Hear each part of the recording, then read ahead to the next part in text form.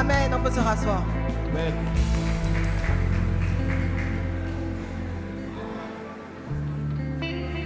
Vous savez, quand j'ai donné ma vie à Jésus, il y avait quand même une idée un peu qui me traversait l'esprit comme ça. Je me disais que la vie chrétienne, on dit demandez et vous recevrez. Tout ce que vous demanderez dans le nom de Jésus, vous le recevrez. Voilà ce que dit la Bible. Tout ce qu'on demande au nom de Jésus. C'est un peu facile, hein? Allez, je veux une limousine.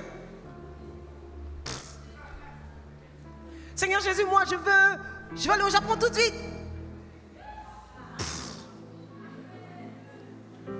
Puis on se dit que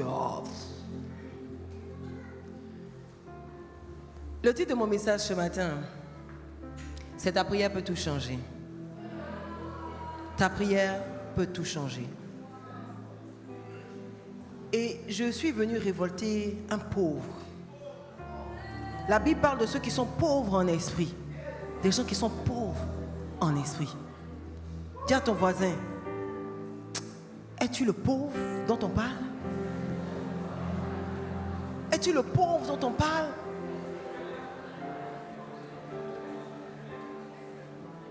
La prière nous paraît un peu une histoire de poudindine, ça dépend un peu du mood de Dieu. Voilà. S'il est content, il fait. S'il n'est pas content, il ne fait pas. Surtout quand on prie pour des malades. Tu pries, tu pries, tu pries. La personne décède. Tchè. Une fois, une personne était morte dans son sommeil. Je parlais à Dieu. Je dis, la personne, elle aime Dieu, elle est là brusquement, comme ça, le matin, elle ne se réveille pas. Mais toi, Seigneur, tu es trop bizarre.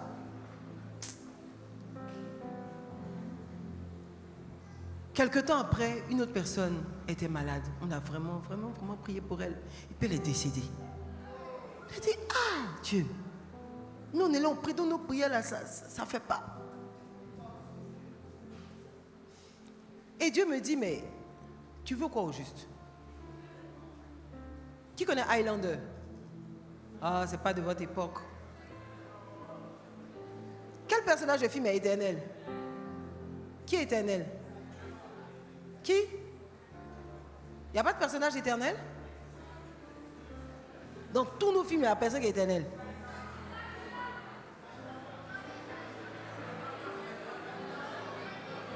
Tom et Jerry. Qui dit les choses comme ça? Bon, bref.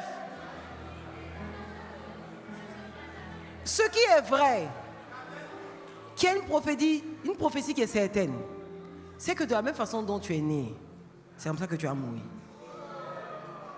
Maintenant, la seule information que tu as, c'est le jour de ta naissance.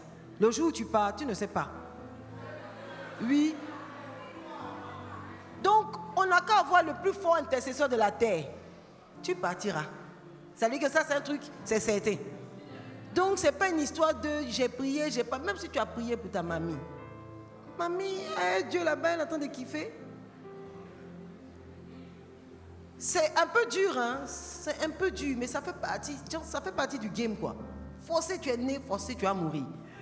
Le Seigneur a eu un ami qui est mort. Il a tellement mal au cœur. On dit, Jésus pleura. C'est le verset le plus court de la Bible. C'est quel verset?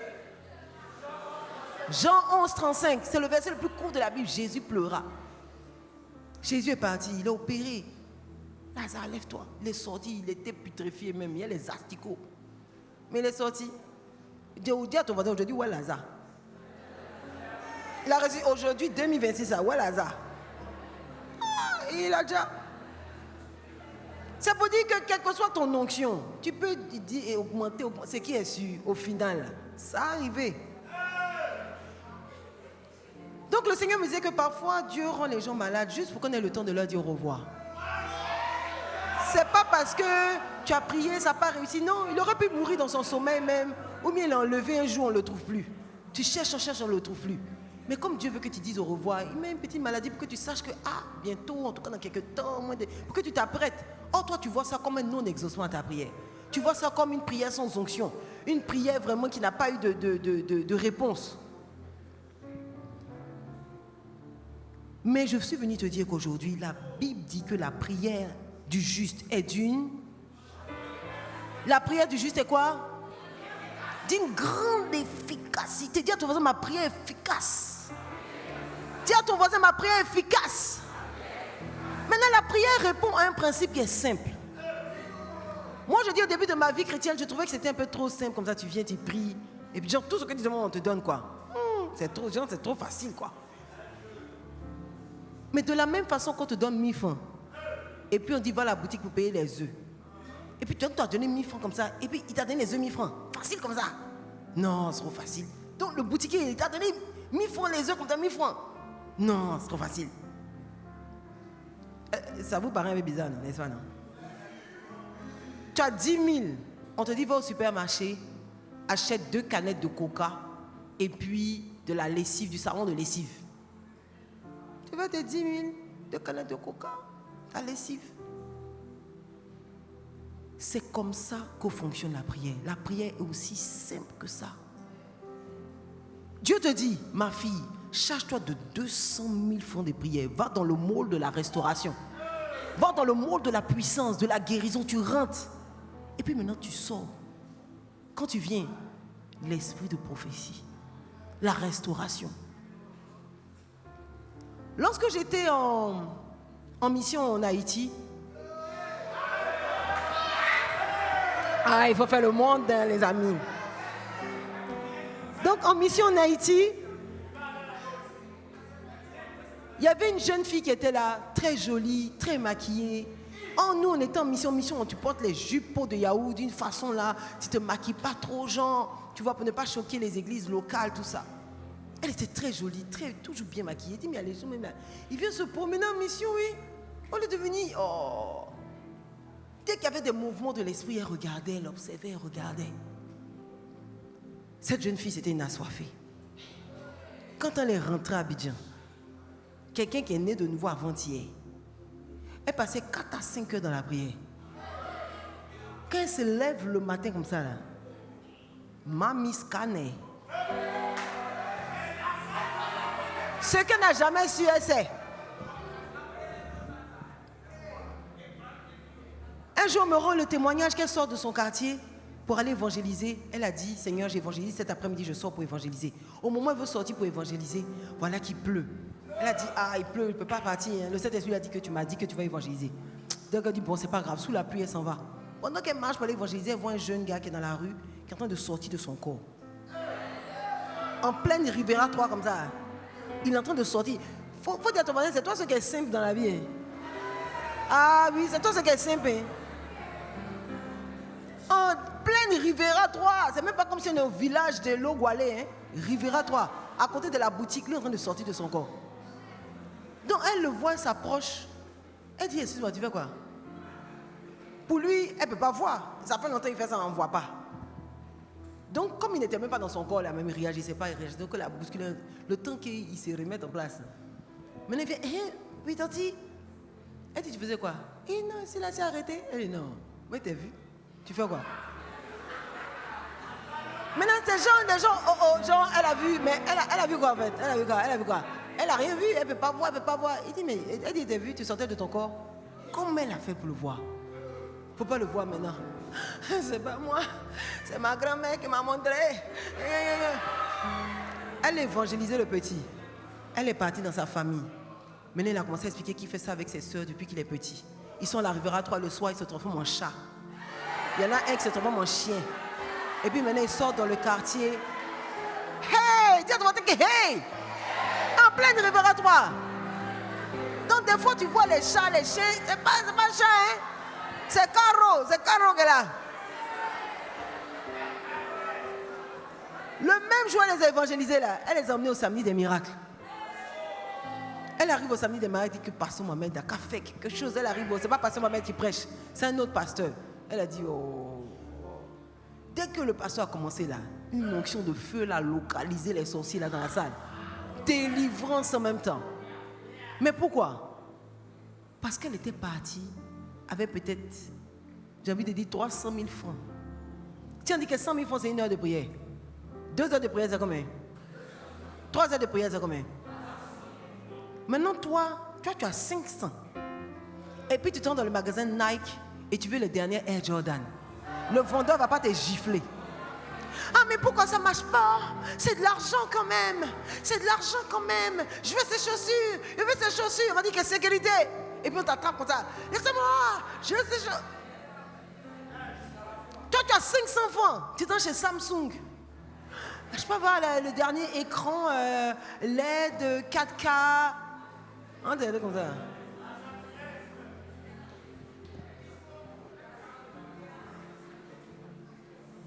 Tu es un zélomane. Ta prière là, c'est pas plus de 1500. Où on dit on s'en va pour gagner les âmes, on a besoin de 1 million. C'est-à-dire que quand on cotise notre argent, chacun a 2 millions, 2 millions, 2 millions. Puis quand on élève la voix vers Dieu, là, le ciel s'ouvre comme ça. Boum! Et puis les choses descendent. Toi, tu viens de 1500 de prières. Oh Seigneur, ta grâce. S'il te plaît, Seigneur. Jésus, je te bénis. Je te bénis. Je te bénis. Dis à ton voisin, on va aller où est ça? Dis à ton voisin, on va aller où est ça? Je suis venu t'encourager. Être un riche spirituel. Un riche en esprit. Ça veut dire que tes 2000 francs de prière, tu nous donnais avant là. On ne veut plus ça. Tes 3500, tu mettais en poche, et puis c'est ça, tu faisais la semaine. Que tu as prié dimanche, 3500 de prière. C'est ça, tu as lundi, mardi, mercredi, qu'à dimanche prochain pour mettre encore 2500 de prière. Petite prière des serviteurs là, c'est ta seule prière de la semaine. On dit prière des zélomanes, c'était 40 000 de prière des zélomanes là, c'est ta seule prière de la semaine. En vérité, là, on est dans un monde qui est spirituel. Pasteur Mohamed a parlé hier. Il parlait de Samson qui était quelqu'un qui était consacré. Tu peux être consacré, comme disait Sarah Maïva dans le livre de Jérémie. Appelé avant que tu sois dans le sein de ta mère. Tu avais choisi. Même toi, tu ne fais rien ça. Et tu as dit que le don de Dieu est là. L'appel de Dieu, l'étoile même brille. Et puis toi, tu es là, tu joues à 1500 francs de prières, puis tu es content. Consacré, yes! Consacré, tu veux tout pour des paroles. Consacré, excusez-moi, je ne connais pas très bien les paroles. On dit quoi? Consacré.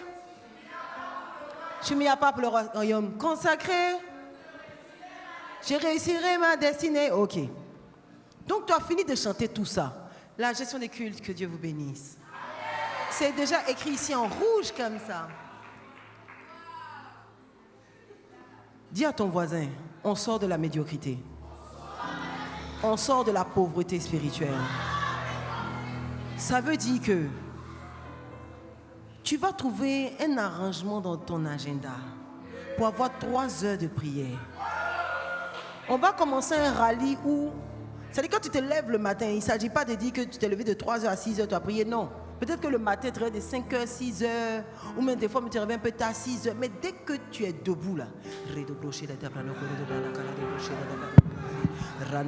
rends à l'école là, tu fais ton rallye. Dès que tu arrives en classe, tu mets pause à ton chrono, pas. Tu sais que tu fais tes cours. Dès qu'on dit pause, dès que tu sais que les cours reprennent pas, quand quelqu'un veut te parler,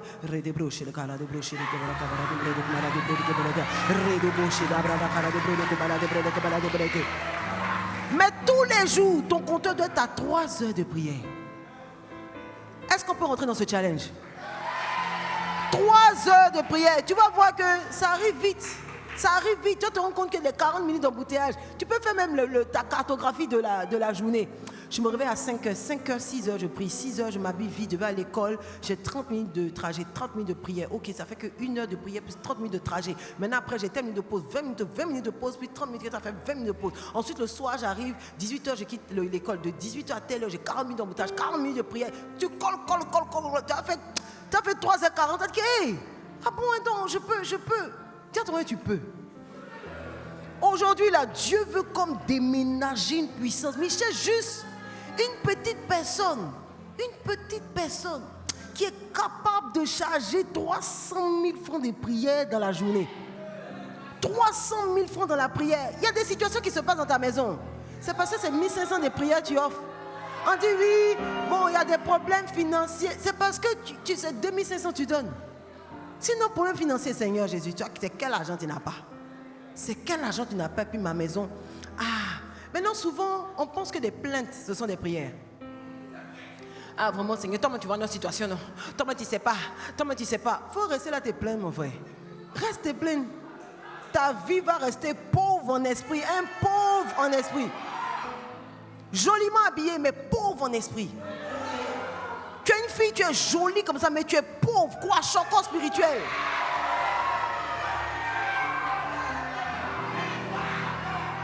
Le kwashiorkor, pour ceux qui se souviennent de leur cours de sciences nat, ce sont les malnutris. Ils ont des gros ventres, ils sont amaigris. Alors que quand tu vois, tu es fraîche, hein, spirituellement là, kwashiorkor dans ta vie, tu marches là. Moche spirituel, moche spirituel, moche spirituel. Pourquoi? Tu ne peux pas prier. Ça te coûte quoi de prier? Les satanistes là, ils vont dormir dans les tombes. Ils reçoivent un pouvoir satanique, nous. Les anges sont dans notre chambre. Et puis l'ange dit que lève seulement la voix, tu vas voir. Lève un peu, soulève, pousse un peu la bague. Je vais ouvrir le ciel tout de suite. Donc dès qu'il se met à genoux, les anges sont là. Ok, ça y va commencer, va commencer. Ils se mettent à genoux. Ting ting, notification. Oui, je serai là demain, t'inquiète pas. Seigneur Jésus, ting ting, notification. Bon, après, Seigneur, tu es tellement bon pour moi. Amen. Les anges regardent là. Il suffit que tu aies poussé un peu, seulement un petit son d'adoration, la fia. Tu allais monter quelque part. Tiens-toi debout, on va prier.